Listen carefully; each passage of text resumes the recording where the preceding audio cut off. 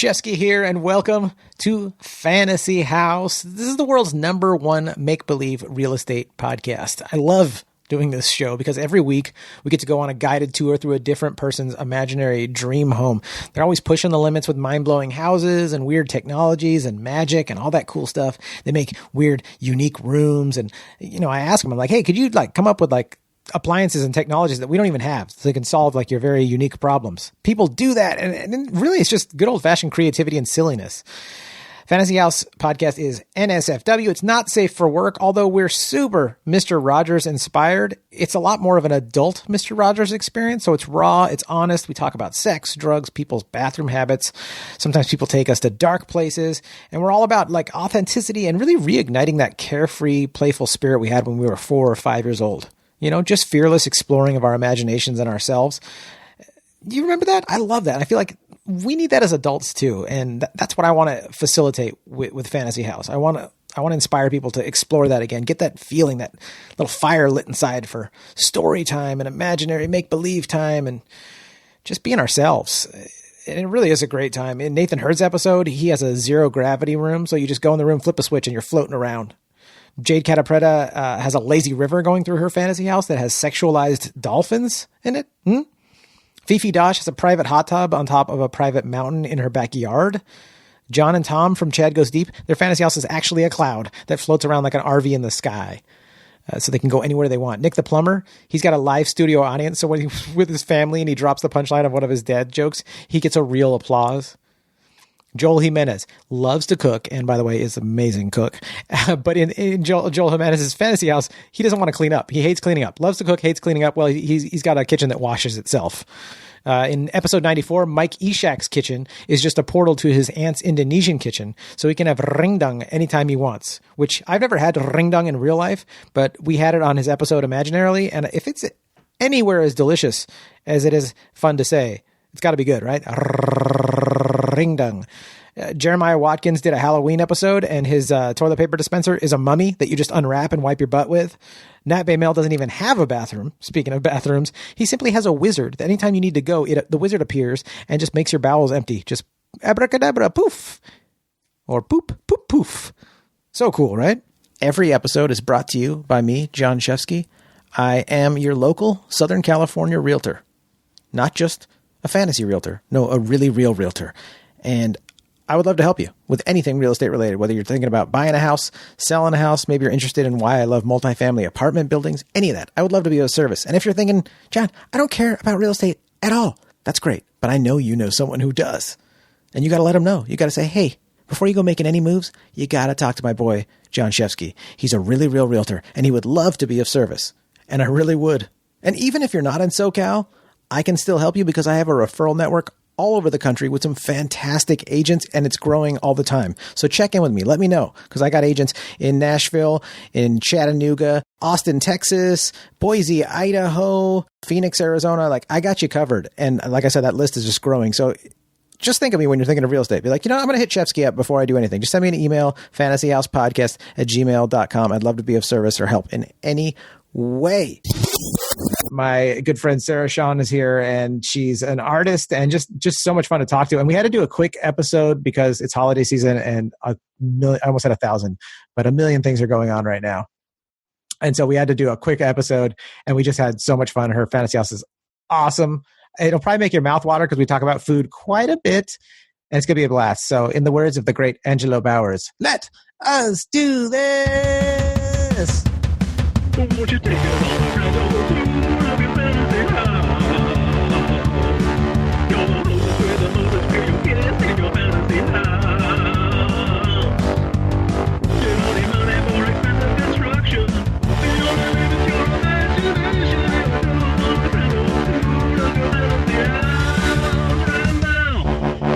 You've been painting since you were a kid, and then you just started again? Yeah, I was painting since I want to say the first time I picked up a paintbrush was obviously when I was little, because we did obviously. And still obviously. Obviously when I was little, like everyone, right? I'm like, well, some of us didn't. No, I'm just joking. I'm art class, right? Basic art class. Yeah, we all did it. Totally. Until they got rid of them. But they didn't get rid of them, did they? Please tell me they didn't. They got rid of art classes in a lot of public schools. I didn't know that. Private schools that have like arts class. Yeah, it was like one of the first thing that was cut from funding. Oh, wow. I am depressed. I had no idea. That's some of the biggest influencers in my life were wonderful art teachers that were passionate around kids. And it was my favorite class. Yeah. I don't even know how I honestly would have functioned at that point. Man. I had English left, but yeah, it's like such a huge part of like creativity and problem solving and just joys. Ugh, they got rid of it. They're like, you just need to go to math class now. I was like, but math fucking sucks. I know, math, English, and all the basics that we need to learn, but let's stifle the children's creativity. Yeah. Well, the creativity means nothing. He needs to make money. She needs a job, damn it. No, it's true. And I think that's part of the problem of why we can't reach certain goals that we are 100% capable of reaching and 100% capable and believing, in reaching that. And it's because we're taught at a super young age to be a square, not be different, not kind of like stay in line. And that's just my view on it. No, I think it's right. And I think there needs to be a balance. It's like you can't, just like with politics and everything else in our world, like you can't just say like, oh, because of this, now we have no art school. And that's total crap because too many people are wasting time on art and they're not learning their math and their science. But at the same time, it's like, well, I think being good at art and at least just being good at following your creative stuff is what those people that are breaking through with things like vaccines and, figuring out new ways to do space tech, tech and whatnot. Is that a word? Space tech? But that's the part of your brain that's like teaming up with the part that likes to paint and likes to draw and likes to write. 100%. It's, nothing is created nor destroyed, things that weren't. Whoa, that's a bold statement, lady, but I'm into it. All right. It's a bold statement. It's an accurate statement. Hashtag fact. Nothing is created or destroyed. Nothing is created or destroyed. Like we think it and it becomes. And that's like one of the biggest things I live by. Have you ever heard of the book Think and Grow Rich by Napoleon Hill? Yeah. I think I've read the abbreviated version of it, the Blinkist audiobook of that. I read Think and Grow Rich by Napoleon Dynamite, which is actually the one I prefer. I'll have to read that. I'll have to check it out. Just save your money. Gosh. Start investing in high interest funds. Jeez. Think and Grow Rich by Napoleon Dynamite. Come on. That's a good one. I would, if we used to do stickers, that would be a good Fantasy House sticker. I honestly, we could riff on this forever, but we have to do a short one today because it's holiday time. Yes. Do you want to give us a tour of your Fantasy House? Yes, I do. Yeah. All right. So we're flying the orange drone around and we're going for, we're looking over the geographic location. What are we seeing? What's the aerial shot showing us? Okay. So the aerial shot is showing you a massive water park in the backyard. That's what I want. I wanted like a massive water park with a bunch of just crazy, like galaxy style slides. What are they called? Galaxy style? Yeah, like you go inside. So like you get ready to shoot down, right? And then like the whole tube from the inside lights up and it's like you're in space. Oh, hell yeah. Yeah. Can you make it heated since it's wintertime right now? And I'm like, oh, dude, heated galaxy style, dude. Yeah, why not? Let's make it heated. That's so rad. And then I definitely, so that would be like the backyard. I probably have like a in-ground trampoline thing going on too, because I love trampolines. Me too. Who doesn't love a trampoline? Yeah. Seriously.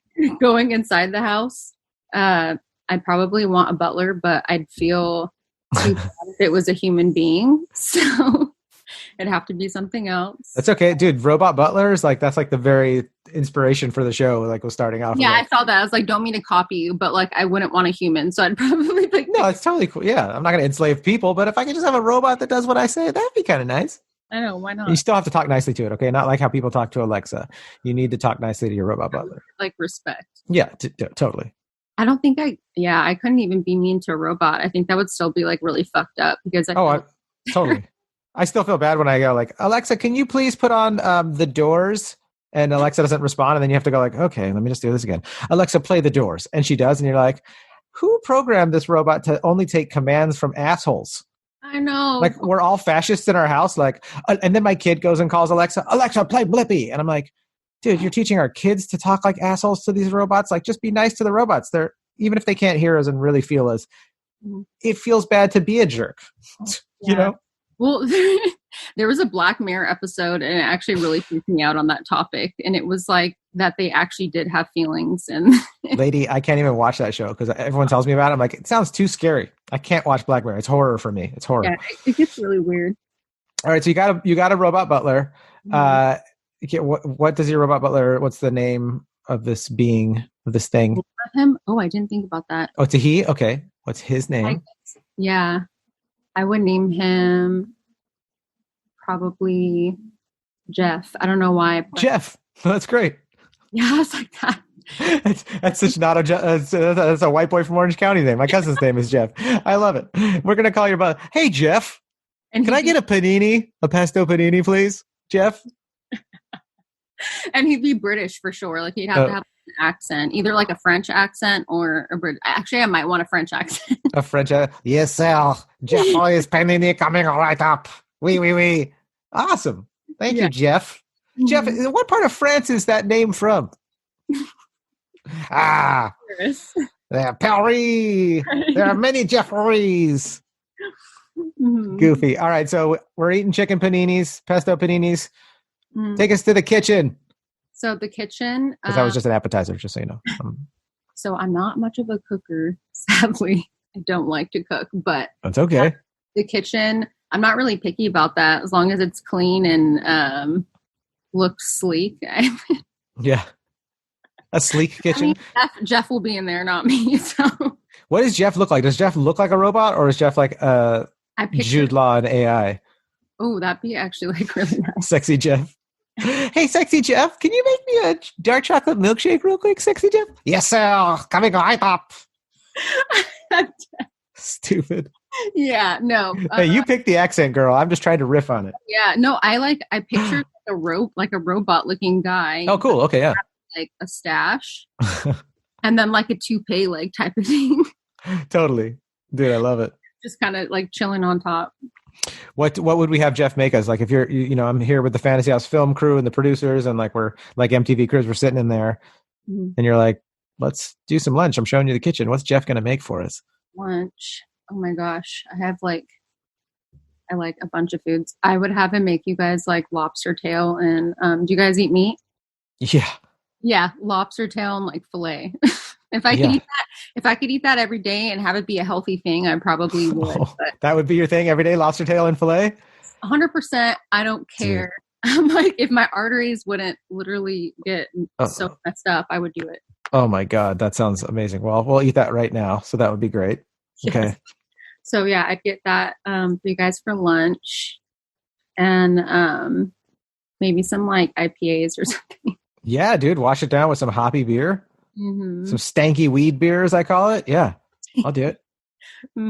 Yeah. Dude, that sounds great. So I got a hoppy beer, a Sierra Nevada Pale Ale right next to me, and we're both eating fillets and lobster. Dude, I love being hovered by a French robot named Jeff. You said being hovered? He's hovering?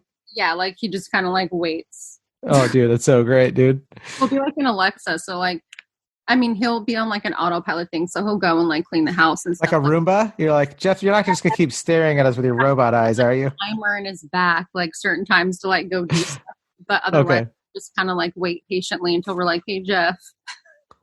Hey, Jeff, we're trying to film a show here. And yes, the audience is enthralled by the fact that you're a French robot with a goofy mustache and a toupee, but it's getting kind of creepy, buddy.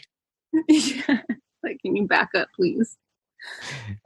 But bring back more lobster tail. I like to eat till I'm sick. Thank you, Jeff.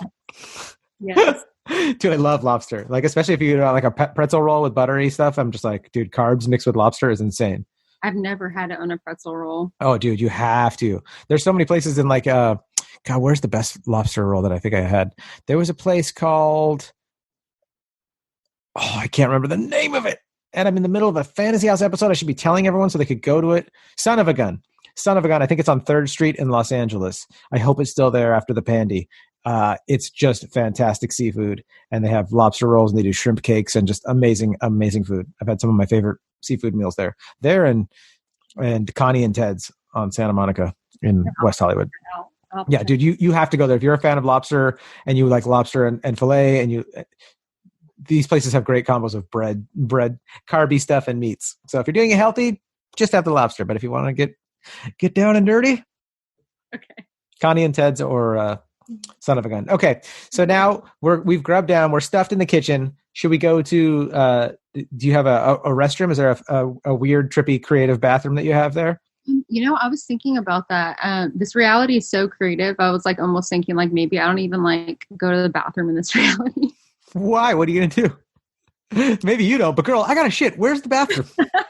You're like, I don't go to the bathroom in this reality, but I do. Reality.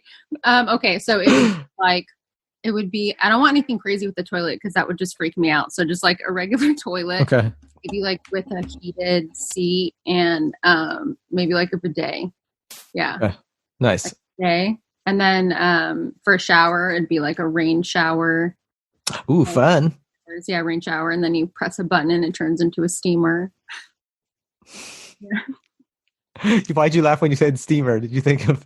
Like I'm just picturing this world I'm creating, and I can actually see it in my brain.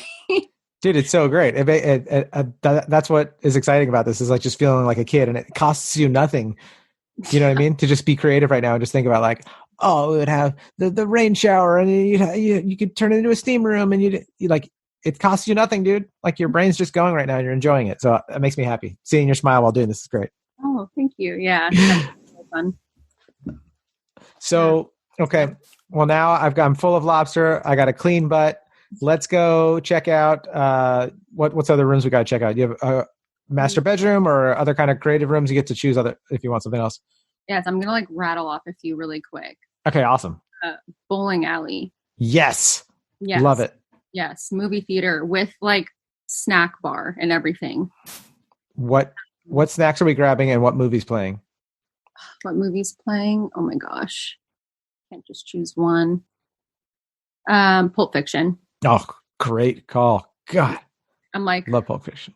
It's just a classic. So can I have Jeff make me some blueberry pancakes while we watch Pulp Fiction? Can I be like, Jeff, I'd like blueberry pancakes. I know this is cliche AF, but just of course, so everyone who watches Pulp Fiction in this theater has cliche orders. Milkshakes, $5 milkshakes, and the blueberry pancakes. All people get.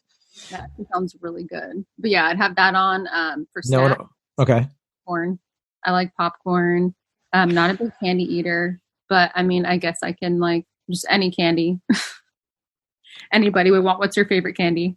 My favorite candy? Oh man, that's a tough one. I was for about 12 to 20 years of my life, I barely ate any chocolate and was fine with it. And I was like, if I never eat chocolate again, I'm fine. And then maybe 5 or 10 years ago, just got back into chocolate like a drug addiction. And now, I mean, like I have a cacao smoothie probably every couple days that I make. Like I buy the powders. There's a place in Culver City that I love called Choco Vivo that she like sources from like this Mexican farm. And I just absolutely love chocolate. So I mean, just raw chocolate by itself is great to just chew on the nibs. And then if you're going candy style, oh dude, like the ghetto side of me from being a kid wants Three Musketeers. Uh-huh. And then like the adult side of me wants just like, dark chocolate, like ground up into milkshakes, dude. Like, so that you're like sucking chunks of dark chocolate in the milkshake where you're just like, the sugar is like, you're like, I'm killing myself right now, but it feels so good. You're like, but I won't stop.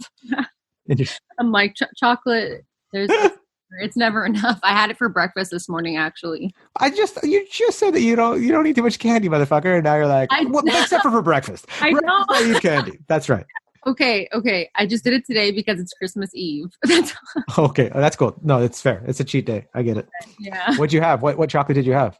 I had Rolos. Ooh, I've had those forever. Those are good. God, they're so good. With the hard caramel in the middle, it's chewy and yeah.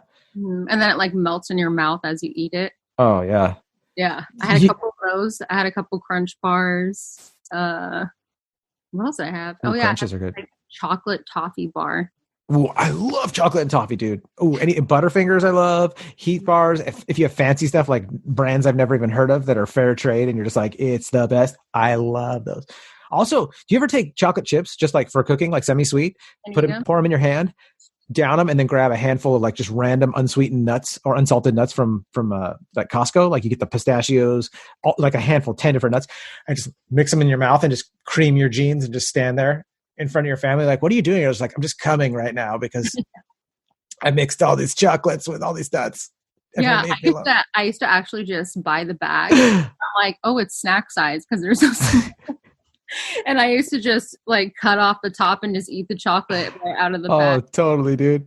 Yeah, this is exactly what I'm talking about. It's crazy, like what like a great untapped resource it is for snacking and just grabbing chocolate chips. Like, oh, I'm not baking nothing. Just throwing in your mouth. Oh yeah, dude. Okay, I love chocolate. Okay. How did we even get into the chocolate talk? What were you telling me? I don't know, but now that we're talking about chocolate, I think I'd want a chocolate fountain in there. So yes. Oh, we were talking about the movie theater. Yeah. So okay. So we got Pulp Fiction. We watched pancakes. We ate chocolate, and then now we're having a chocolate fountain in the concession area. Yeah, with fruit and then a bunch of candies to like dip into it. Dude, that sounds great. Dude, I would dip blueberries in it because I love blueberries and chocolate. I would dip strawberries, and I'd probably just sample some other weird stuff and just be like, probably not go as far as like the cantaloupe end of the spectrum, unless. What about pineapple? Would that taste good or would that taste like shit? See, like I would try pineapple, although it seems like it would be kind of weird. I think it's so acidic that it might be a little too strong with the chocolate, but cacao, I'll throw blueberries or strawberries with cacao anytime. Raspberries, like, so those are kind of tart too. I don't know. Honestly, since we're experimenting, I would try pineapple and chocolate. Whatever. I would try it. I feel like it might taste good. Yeah. Yeah. Okay. This is delicious. I already have, I feel like I have a imaginary stomach ache from what we've eaten in your fantasy house, which is a good thing. That means we've gone too far. What else is there? Are there any other rooms? I don't want to cut you off too short. I know I gotta end it soon, but yeah, no worries. Yeah, there would be a room. I made this one for my dog actually, where you'd hook him up and I could hook it up to his like throat or whatever, and I would be able to speak with him and hang out. Yeah. Oh, that's awesome. That'd probably be like my special like crazy room. That is very much a very Rick and Morty, like hilarious. Like, we can talk to your dog. What's your dog's name? Buddy. Oh, dude, you and your goofy Jeffrey and Buddy. What do you think Buddy would say though if we plugged the tech up and Buddy was able to talk to you? I don't know the things that like dogs see. Oh yeah, dude. Totally. I don't know if he would be like go off on me. No, he would. Yeah. I don't know. We'd probably just hang out and have a really good time. And I feel like he might have an accent too. I'm not sure. Buddy's got an accent. You're like, interesting. I just wanted to hear him speak English, but the guy sounds like he came from Portugal. Yeah, and he's like a grandpa too. I feel like he like gives off a lot of like grandpa vibes. I feel like he'd be like older. What kind of dog is he? He's a Yorkie poodle mix. Oh yeah, totally a grandpa vibe. Mm-hmm. He just chills. He's the one who brought the lobster from Maine. Totally. Yes. Oh yeah, he would be eating it with me too for sure. A Yorkie with he's got like a little ball cap that's all beaten up because he's been on fishing boats a bunch, and he's like he likes worn in clothes, and he's going to tell us stories of the sea, how he got the lobster. Yeah. Totally. I just want to let you guys know I did have a little bit of the chocolate from the fountain, so just a warning ahead of time. All right, Grandpa. I mean, Buddy. Buddy. Grandpa Buddy. That would be like my special room for sure. Like, oh, that's rad. Mm-hmm. I love it. Well, seriously, rad fantasy house. I feel like there's so much more fantasy house there. Like, yeah, we're going to have to do another one. We're going to have to do a follow-up, and we'll have you do a themed one or something like that. Ooh, okay. Yeah, seriously. Yeah, sounds good. Like, pick an upcoming holiday whenever we're going to record and do a theme one, because that'd be awesome. Okay, sounds good. Where should our listeners find you at? Where should they check out your art, or what would you do? Find me on my Instagram, and my Instagram name is Sarah Schon _art. And spell out Sean so they know. Oh yeah, it's Sarah with an H and then Schon SCHON. Yeah, guys, go to Sarah Schon's Instagram and check out her art and support her and let her know what you thought of this episode. Because oh man, so much fun. So much fun. We having that pineapple and chocolate. Let's see what happens. That Chinese pineapple and chocolate. Who knows? I'll put like a bag of like Tums in my fantasy house. Yeah. That's like at your door, like before you leave, like Jeffrey gets your coat for you, like, hey, your coat, sir, and please, and then just like robotically, like he just puts it in my mouth, and you will need some of these, sir. Okay. You had 6 lobster rolls, 2 chocolate shakes, and too much pineapple, sir. And pancakes. And pancakes. Oh, yeah, dude. Pancakes, dude. That's like at the top of the list. Blueberry pancakes. I'll have to go make some right now. Thank you so much for doing this. It was awesome. Yeah, no problem. Anytime. Seriously. Hashtag. Huh? Thank you for having me on here. Dude, my pleasure. Seriously. So rad. So rad. Hashtag blessed guests. Guys, if this is your first time listening, go ahead, hit the subscribe button, give us a review. And if you're a longtime listener and you've never hit the share button, do it now. Share this puppy with someone you know. Just a Pulp Fiction lover, send it to him, or a robot lover, or talking dog lover. Everybody knows that. Who do you know that doesn't want a talking dog or to be able to talk to their dog? Nobody. And if you didn't want to talk to your dog, or at least your animal, I think there's something wrong there. There's something wrong with you. Although I do have to say, there is something beautiful about having a non-linguistic friendship with somebody that is like it. I think it makes you grow in like really important ways. So like the way I feel around my cats or my family's dogs, like there's something about like not being able to talk to them, but being able to adapt in like a weird trippy way, like adapt to communicating with them. That I think your intuition like gets heightened around dogs because you have to do so much of your intuition to communicate with them. Totally. I like how you like were so brief and concise with like what was taking me like 25 sentences to get out. You're like, do you mean our intuition, John? Is like, yes, I dropped out of community college. Anyways, guys, thank you so much for tuning in. Such a blast.